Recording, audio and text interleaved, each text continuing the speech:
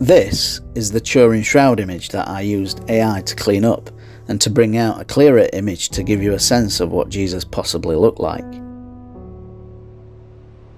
You can see the obvious Jewish features. This is most likely Jesus of Nazareth. All the evidence of this cloth points to its authenticity and to the 1st century Judea for its origins. So why is it not spoken about so much and instead seems to be disregarded as a forgery?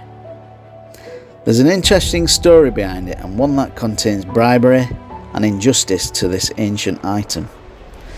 This is the British Museum, a proud monument containing items of the ancient world and full of prestige.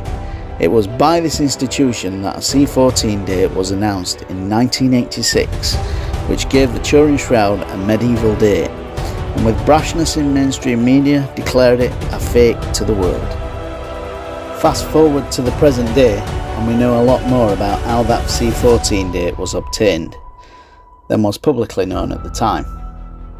Had it been known at the time, there would have probably been outrage, especially by the faithful and those who are religious, but also on a more academic level.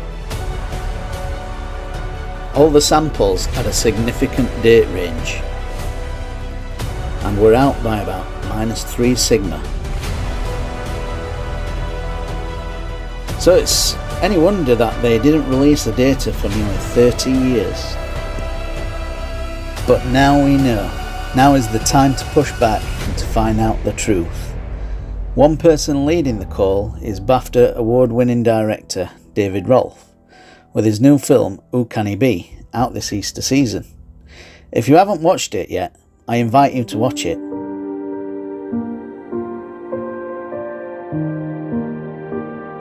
He offered the British Museum a $1 million challenge to recreate the image with the same properties. As yet, they haven't taken up his offer. But let's hear it from the man himself in this short clip.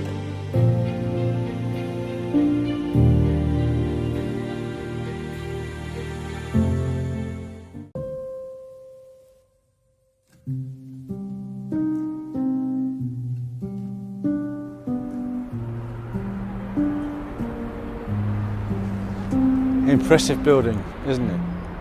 And that's what its founders intended.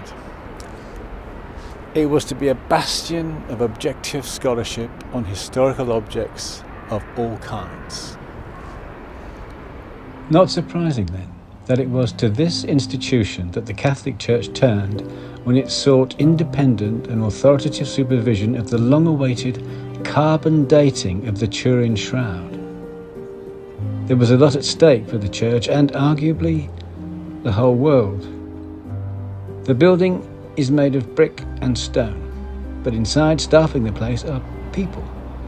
People with their own hopes and dreams, strengths and weaknesses, and humanity being what it is, made of much more malleable substance. Not to put too fine a point on things, with the huge publicity and interest generated by the prospect of the test, this most prestigious of structures became a cauldron of personal ambition. Ambition that would come to betray everything this institution wished to stand for. A betrayal so fundamental that it cannot bring itself even to contemplate it, let alone apologize for it, even for the prize of $1 million. The dire consequences of this travesty, in my view, cannot be overstated. Had the museum kept to the protocols it had insisted upon for the test, the world we know today would have become a better place for all of us. Shame on them. But for future generations, it may not be too late. All the museum has to do is view the material we have assembled and face up to the injustice it perpetrated and own up to its own failings. It's a big and grand building. Is its management big enough to acknowledge that on this one most crucial test, it failed itself and us all? I don't think this could have happened under George Osborne's watch. but he could be the person to put things right. Let's hope so.